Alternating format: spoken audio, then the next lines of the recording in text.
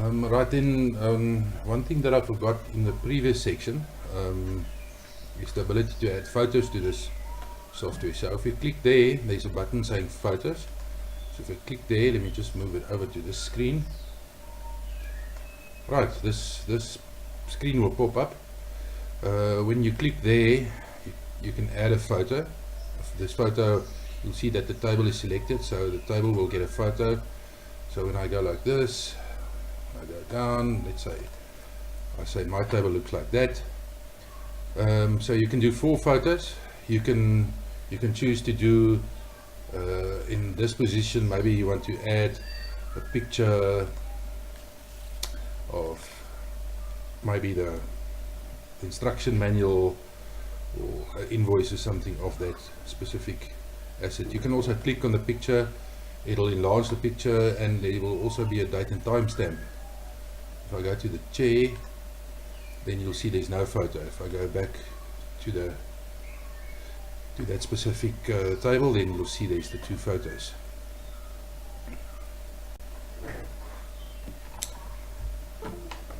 Right.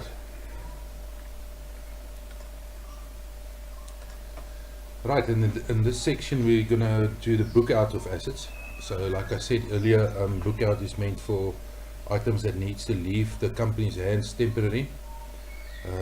Typically items that needs to go for calibration or repairs or something in that that needs to leave the company hands for a temporary while. So how we do the book out is exactly the same as all the other. We start with 1, 2, 3. So 1 will be the action. In this case it will be book out. So we select book out, scan it. Once the book out is selected, the scanner is set into book out mode. So now I can select the location that I'm booking out of. The reason that I'm selecting the location that I'm using to book out is because I need to know where that item must go back once it gets back to the company. So I scan that location that I'm taking it out of, and then let's say the table is going out for repair. So I'll scan the table. So that was my 1, 2, 3. When I download the scanner now, I connect it to the computer. I click on download USB scanner. Oh, sorry, that was clear scanner. I click on download USB scanner. You'll see that it comes up with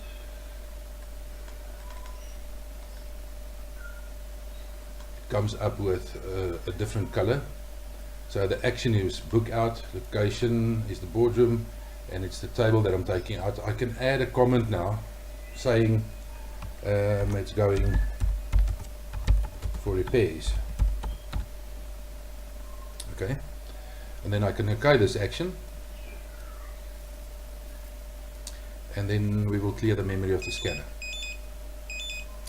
Now you'll note that that specific table now shows up, there's a different color, that means it's book out.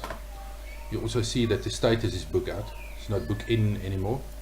If I move to the right, you'll also note that the comment changes to going for repairs, where the notes stayed the same, like the asset tag is stuck underneath. And also when I select this asset and I go to the history tab now,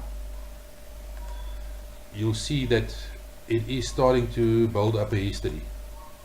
So at that specific date and time, it was booked in to the boardroom with a comment saying scratched. And at that date and time, it was booked out of the boardroom with a comment saying going for repairs.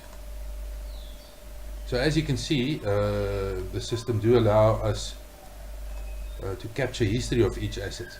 And as that asset comes back now, so we'll need to book it back in. So again, the same 1, 2, 3. So 1 will be book in. 2 is to scan the boardroom barcode. So I scan the boardroom, and I scan that specific asset that came back. In this case, the table.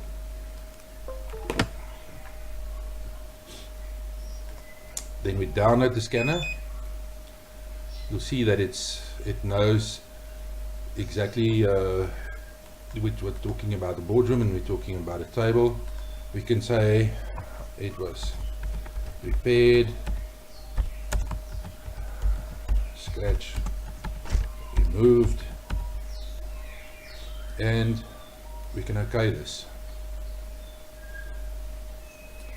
And again we'll clear the scanner.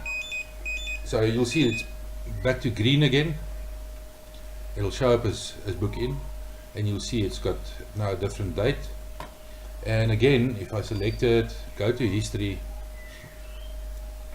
you will see that there's another history entry now saying repaired and the scratch removed. In this way you can basically track all the actions that, all the happenings that ever occurred with a certain asset. Alright, this is the end of this section.